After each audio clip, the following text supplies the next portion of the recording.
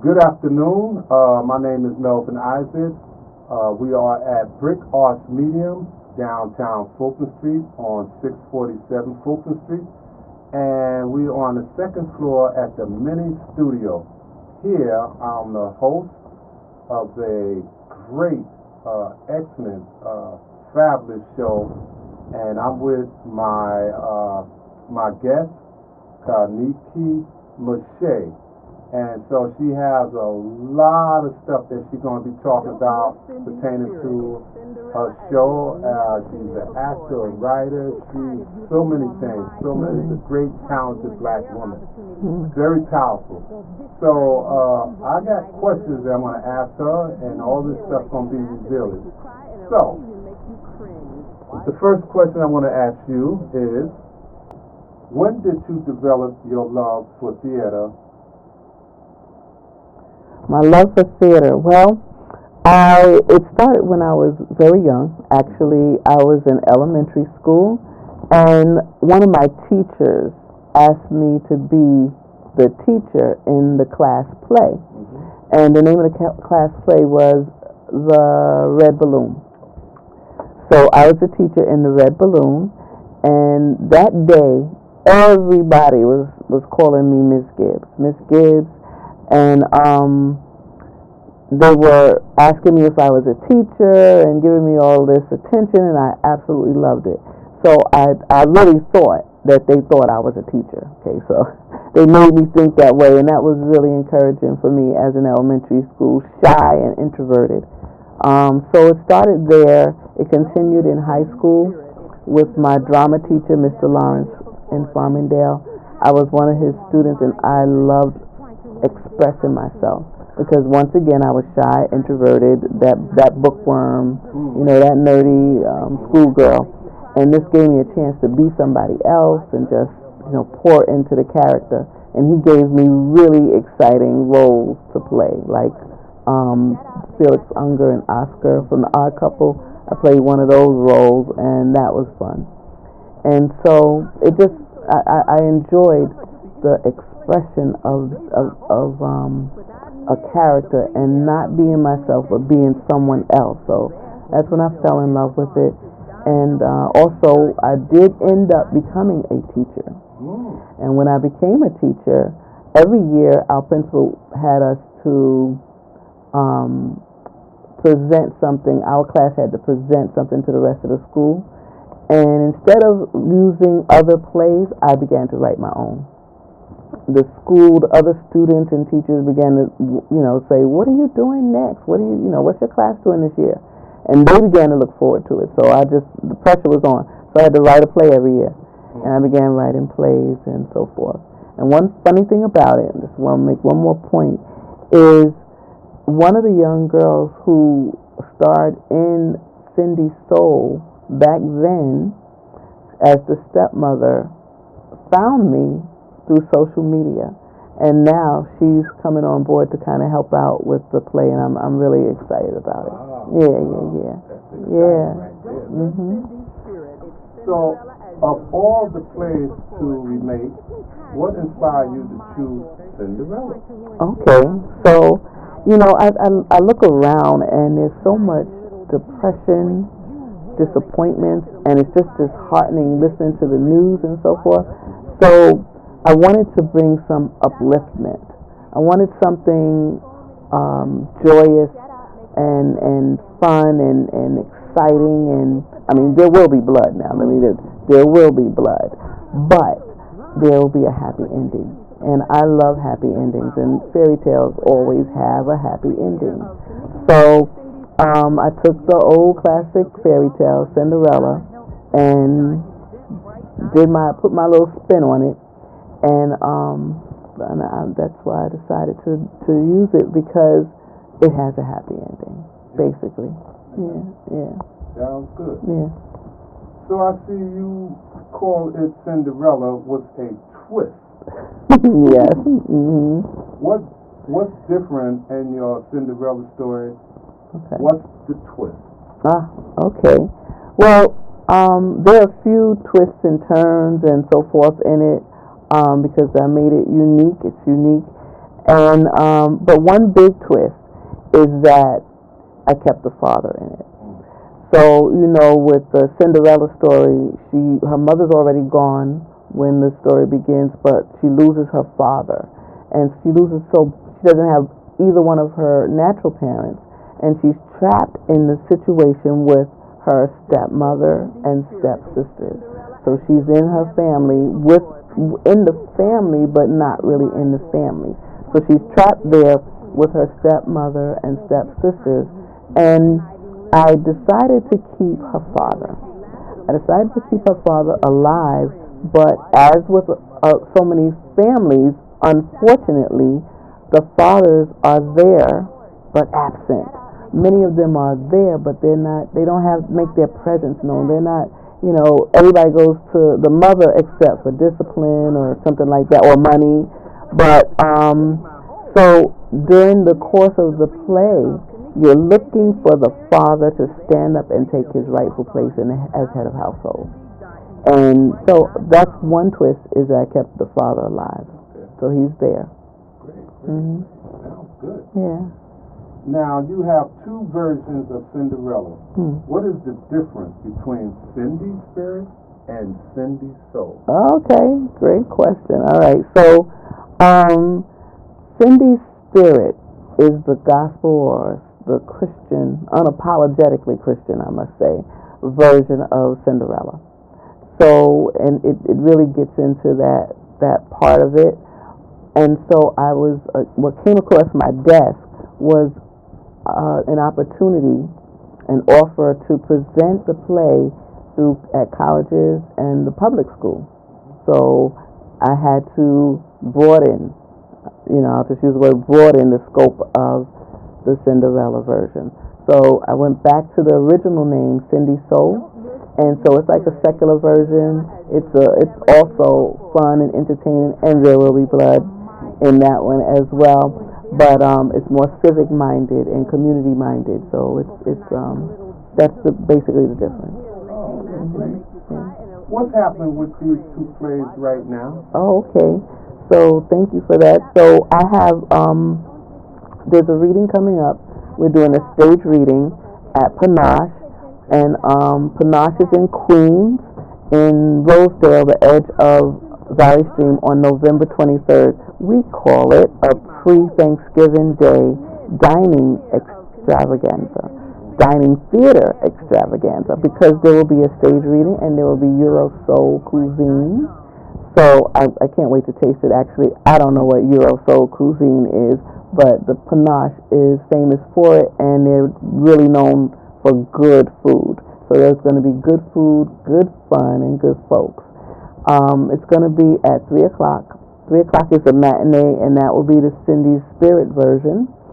And at 7 is going to be Cindy Soul, the stage reading of Cindy Soul, and also the cuisine, and followed by a VIP reception.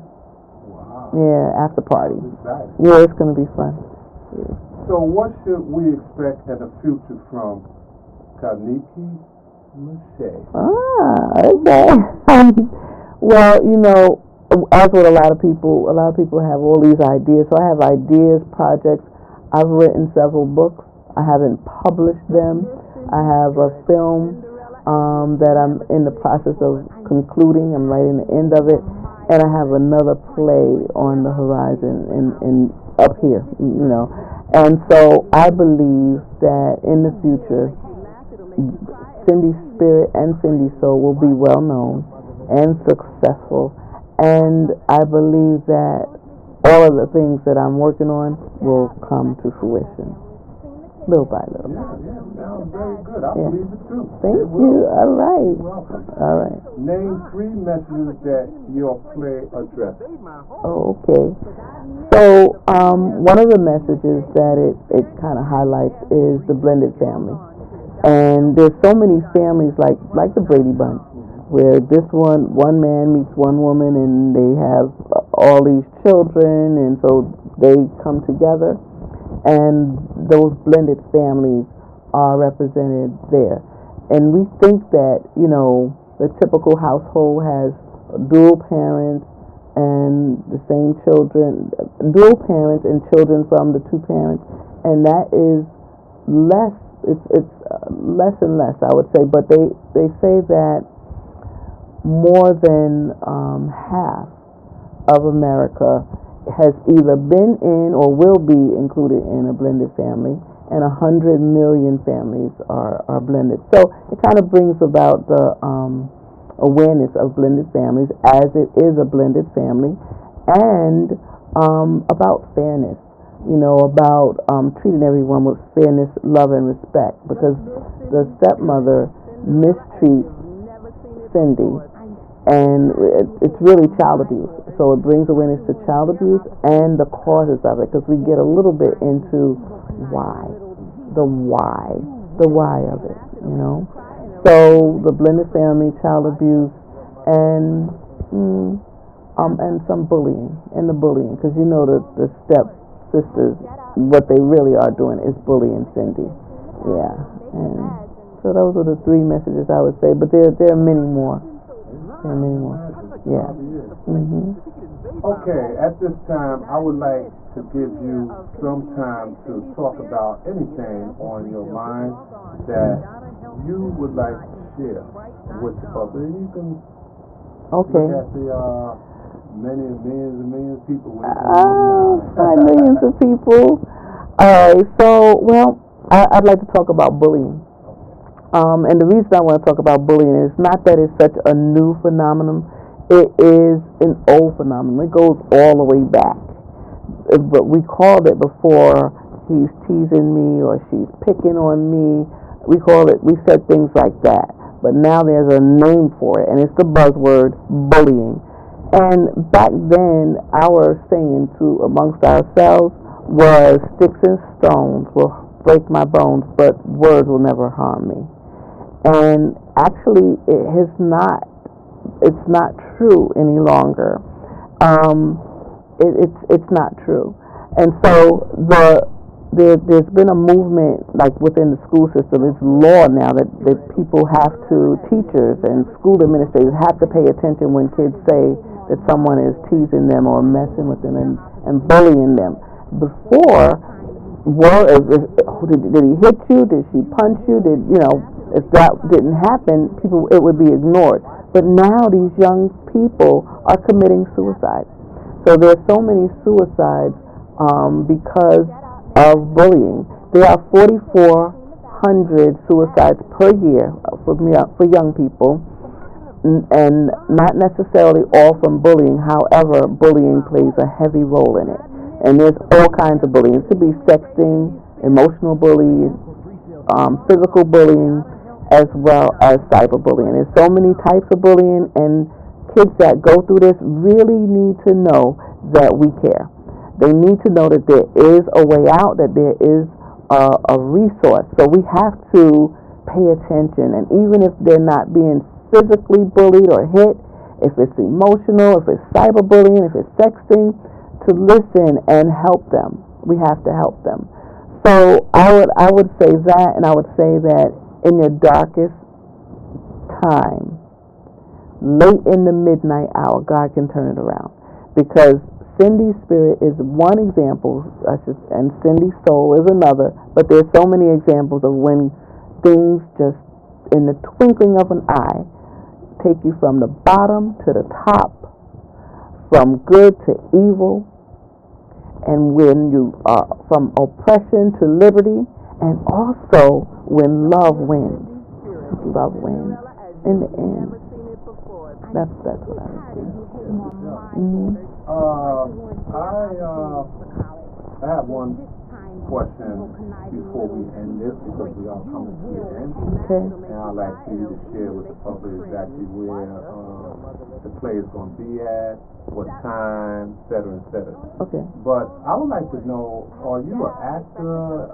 Have you been writing plays for how long? Tell me a little bit about that. Okay. So, yes, I mentioned a little bit of it, that I started writing plays while I was teaching. And because we were required to have an annual presentation, each class had to do it, and I didn't really want to have my class perform what I had seen written, so I would make up my own. So I've been writing that long, and we won't say how long that's been. But I've been writing for decades, I can say. And I started acting. I did some acting back then, but really lately in Cindy's Spirit, I would take a minor role. But this time, I'm going to take a major role. So I'm going to be the stepmother, and I'm excited about it. Yeah. Little sanctified souls, sassy, sexy, and all that. Yeah.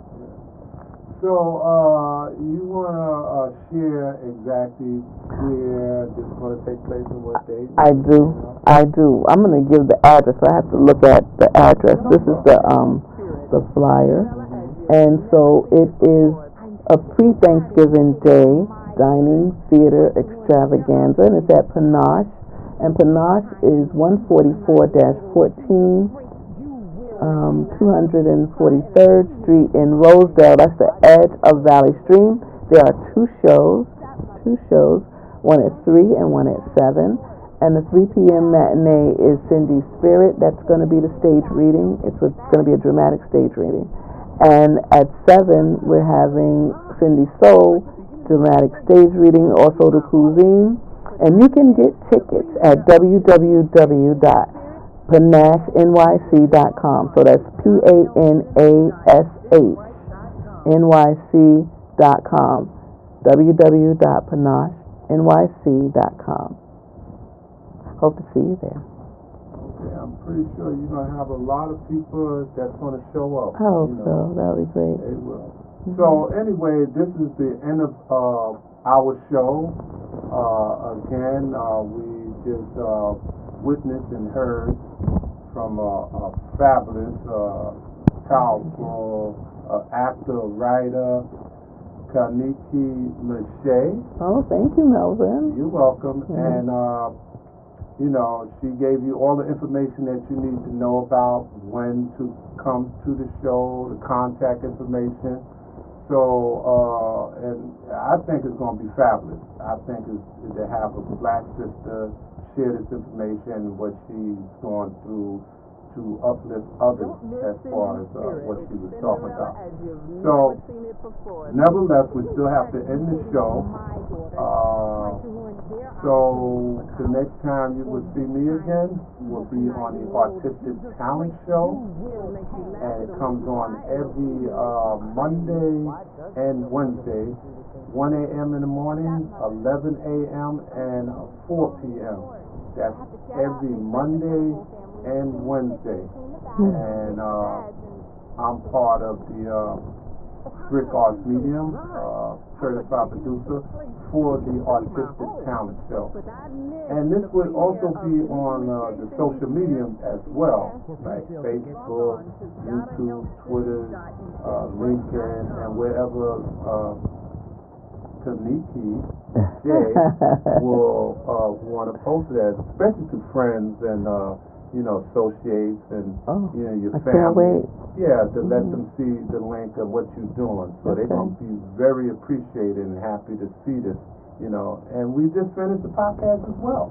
We just did a radio show, the same thing, but you would see both things. Now you see her physically in appearance, and then the other one you would just listen to it. So this is very good. So that's it for now. Thank you very much for watching us and listening to what she had to say. And appreciate if you have any feedback. So anything else you want to say before we leave? Take care of you. Here we go. And that's it. Thank you. Thank you.